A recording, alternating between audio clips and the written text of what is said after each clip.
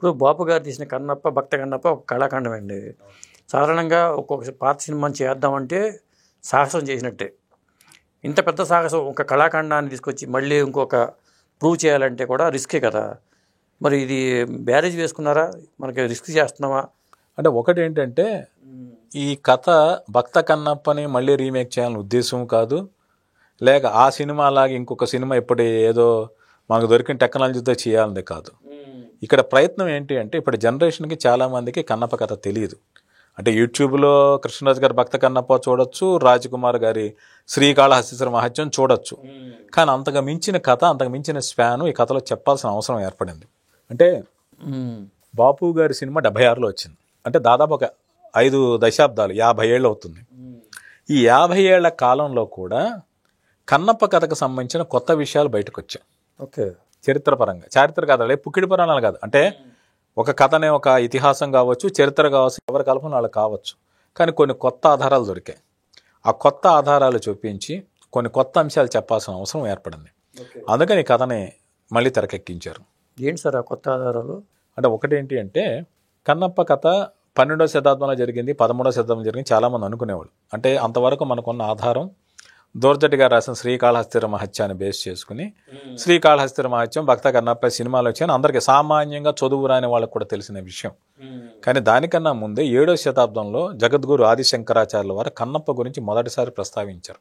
Okay, ఆయన శివానంద లహరి అని ఒక గ్రంథం రాశారు. అంటే శివుని స్తుతిస్తూ శ్లోకాలు, 100 శ్లోకాలు. ఆయన మొత్తం దేశమంతటా తిరుగు శ్రీశైలం వచ్చారు. ఆయన వచ్చి అక్కడ కొన్ని రోజులు బస చేసి శ్రీశైల మల్లికార్జున స్తుతిస్తూ ఈ శివానంద లహరి రాశారు. అందులో 63వ శ్లోకంలో ఒక చివరి 2 లైన్లో ఆయన ఒక మాట రాశారు. కించిత్ మాంసశేష కవళం వనచరో నవ్యాపహారాయతే భక్తి కిమ్నా పుంశాం భక్తవతాం శాయతే అని. అంటే ఏంటి అంటే కొంచెం ఎంగిలి మాంసం ఒక అడవి మనిషి పెడితే అతన్ని శివభక్తుల్లోకెల్లా మా గొప్పవాణి చేసావు కదా పరమేశ్వర అని ఆదిశంకరాచార్యులు వారు అన్నారు. ఆ అడవి మనిషి కన్నప్ప. సో ఎంగిలి మాంసం శివుడికి నైవేద్యం పెట్టానన్నది ఆదిశంకరాచార్యుల వారు తన శివానంద లహరిలో ధృవీకరించారు. ఈ శ్లోకం వల్ల మనకు తెలిసింది ఏంటంటే కన్నప్ప అనేవాడు 5వ శతాబ్దం ముందు జీవించిన వాడు. ఇది ఫస్ట్ ఒకటి. 12-13 శతాబ్దం కాదు, వ్యక్తి కాదు, 5వ శతాబ్దం ముందు. అంటే అప్పుడు దానికి ఏమైంది, దీనివల్ల వచ్చిన మార్పు ఏమీ కాదు. ఒక 10వ శతాబ్దంలో ఉన్న ప్రాంతానికి ఒక 2-3 శతాబ్దాల ప్రాంతాల మధ్య తేడా ఉంటుంది. ఇవాళ రేపు ఇప్పుడు హైదరాబాద్ అమీర్పేట తీసుకున్నా అనుకోండి, ఇప్పుడు మనం చూసిన అమీర్పేట వేరు, నేను 30 ఏళ్ల క్రితం హైదరాబాద్ ఉన్న అమీర్పేట వేరు, ఒక 60 ఏళ్ల క్రితం శారదీ స్టూడియోస్ పెట్టిన కొత్తలో అమీర్పేటలో ఉండేది అప్పటి వాళ్ళు చెప్తూ ఉంటారు. అలాంటప్పుడు ఒక అడవి అనేది ఒక 100 ఏళ్ల క్రితం వేరు, 1000 ఏళ్ల క్రితం వేరు, 1900 ఏళ్ల సంవత్సరాల క్రితం వేరు. అంటే ఎలాంటి బ్యాక్డ్రాప్లో కథ చెప్పాలని ఒక మొదటి పాయింట్ అండి. రెండోది, మన దేశం మీద విదేశీయులు దండెత్తి వచ్చారు. 7వ శతాబ్దం నుంచి వచ్చారని మనం అనుకుంటున్నాం. క్రీస్తుపూర్వం కూడా వచ్చారు, అలెగ్జాండర్ లాంటి వాళ్ళందరూ వచ్చారు.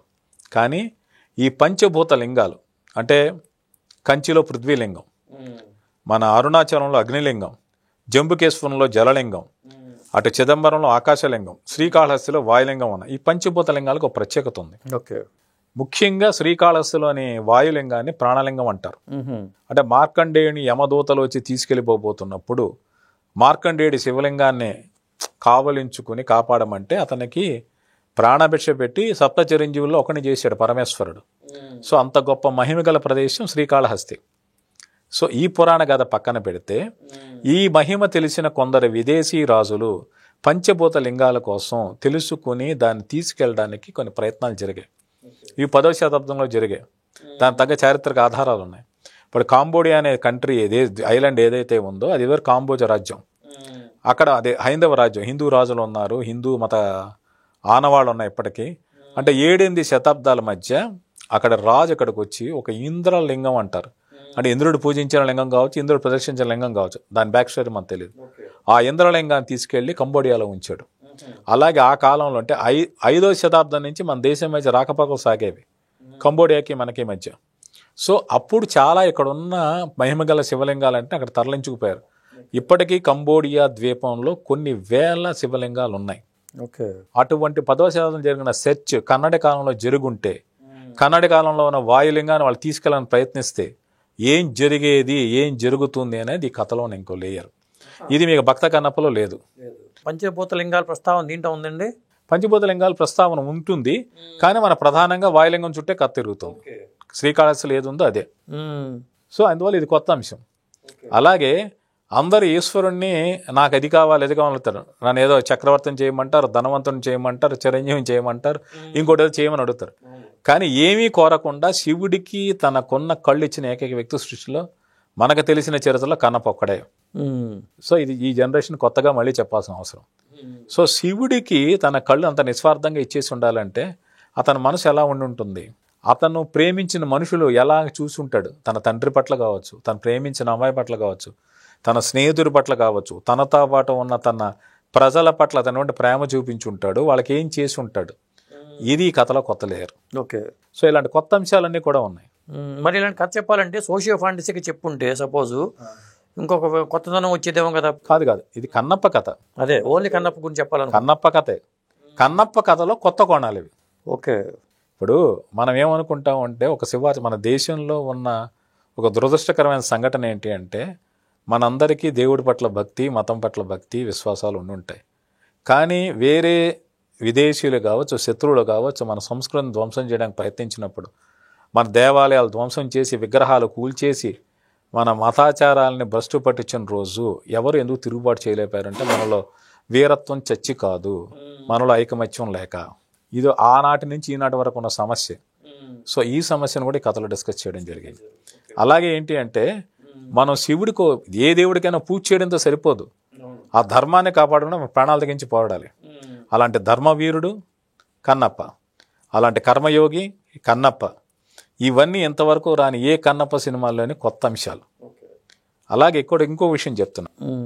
పాల్కూరి సోమనాథుడు అని తెలంగాణ చెందిన మహాకవి బసవ పురాణంలో ఉడుమూరు కన్నప్పను కథ రాశారు. అంటే అతని గురించి చెప్పారు.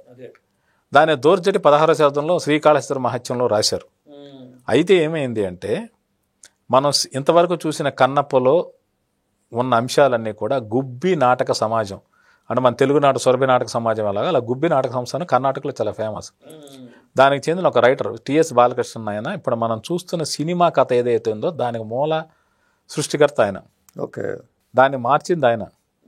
అంటే ఒక కోయవాడు ఒక వాయులింగానికి కళ్ళు అర్పించాడు, భక్తుడయ్యాడు, ఇది చరిత్ర.